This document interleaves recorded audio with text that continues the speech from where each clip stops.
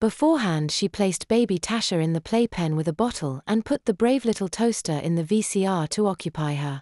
The first stripped Daniel for his bath, she found that he too was hairless. Wow, Anna's thought of everything. She then started bathing him, washing his hair first next his body. Once she was done she diapered him and put on a fussy yellow sleeper with a lion sewn on the pocket. She led him back into the living room and placed him in the playpen and took Natasha into the bath. As she led baby Tasha, she noticed a terrible smell emanating from her. She also noticed a damp brown area on the right leg of her romper. "Baby Tasha, did you leak?" Rebecca scolded. Once she got her into the bathroom, she carefully started to change the messy baby Tasha. Sure enough, her diapers were filled to capacity and she had a very liquid mess oozing down her right leg. Oh, does baby feel all right?" Rebecca asked. Natasha shook her head. "No, baby's tummy hurts," she replied. "It's okay. Since you're sick, I'm not going to punish you." She then helped her into the tub and washed and dried her baby girl.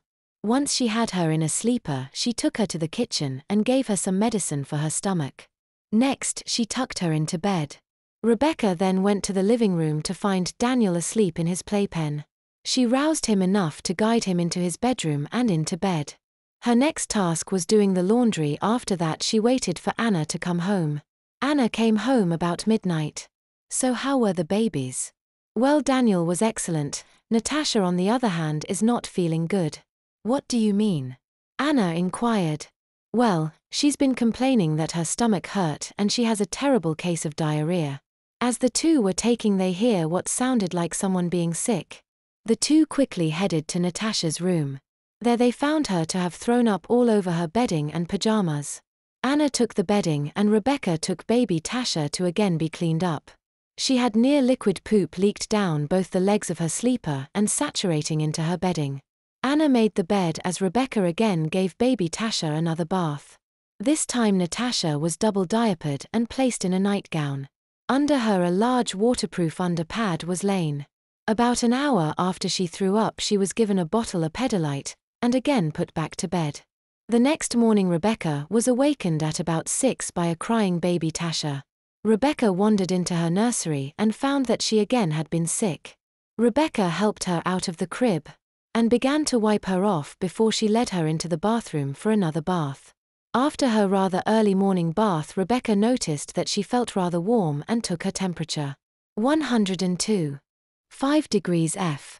Rebecca looked at baby Tasha in the bathtub and said, "Well, you're definitely sick, you have a fever and all, for today, so baby Dandan doesn't get sick as well, you'll be spending the day in your room."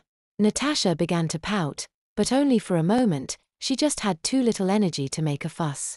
Rebecca took baby Tasha to her room and double diapered her again, gave her some Tylenol and fixed her bottle of Pedialyte. She was then returned to bed. Quickly she fell asleep. Rebecca next looked in on Daniel. Daniel was curled up in the middle of his crib, his thumb in his mouth and a stuffed rabbit in his hands. She quietly walked over to the crib and replaced Daniel's thumb with his pacifier. Daniel made some noise, turned over and went back to sleep. She walked into the kitchen and started to prepare breakfast for Anna, Dandan and herself. As she was finishing, Anna met her. "How are my babies his morning?" Anna asked as she seated herself at the table. "Natasha has a fever of 102.5 degrees F, and she still has the runs." She handed Anna a plate and poured her some coffee. "Daniel is still asleep, but he seemed to be fine. I'm gonna keep baby Tasha in her room today so she doesn't get Daniel sick as well." "That's a good idea. I'll be home early tonight so I can play with Daniel." "Really, about when?" Rebecca sat down and started to eat.